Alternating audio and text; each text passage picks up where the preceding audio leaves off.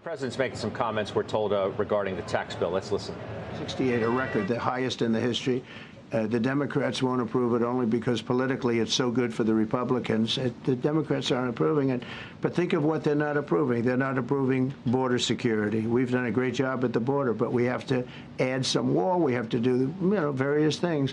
We have no money for that. We have no money for the border. We have no money for so many things. But if the Democrats, it'd be interesting to see if we get any Democrat votes. We should. If I were a Democrat, I would absolutely, maybe Fetterman, because he seems to be the most sensible one lately. If I were a Democrat, I would vote for this bill all day long because it's tax cuts and so many other things that are common sense. They're basic things. I think they're doing fine. The parliamentarian's been a little difficult. And I would say that I disagree with the parliamentarian on some things, and on other ways he's been fine.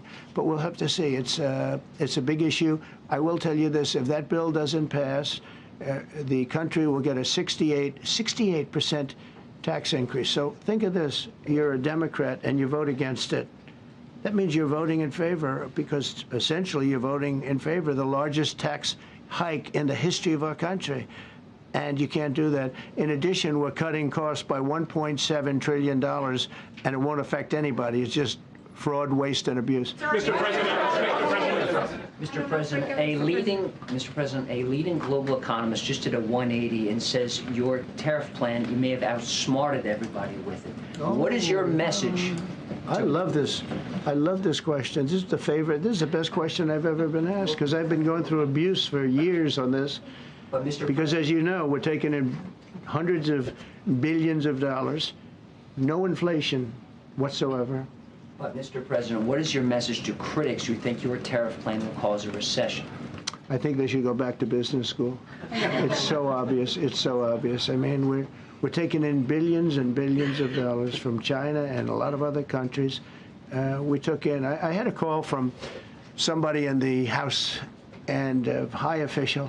Sir, we have a problem. We don't know what to do. The books are a mess. I said, what do you mean by the books? The books, the money coming in. It's so terrible. I figured, oh, boy, what's this? I don't like this question. I said, so what seems? There's so much money coming in, and there must be some kind of an accounting mistake, because we have hundreds of billions of dollars more money than we thought. I said, do me a favor. Go check call me back. You have to call me back. Check the tariff column. He calls me back 2 hours later, says, you're right. We took in $88 billion in tariffs. They have so much money coming in. But more important than the money coming in, we have companies coming in, factories coming in, auto plants being built. AI is being built here instead of being built all over Europe and Asia. We have all of it. We have over $15 trillion, just about, Scott. I think we're right about that number. We went to Saudi Arabia.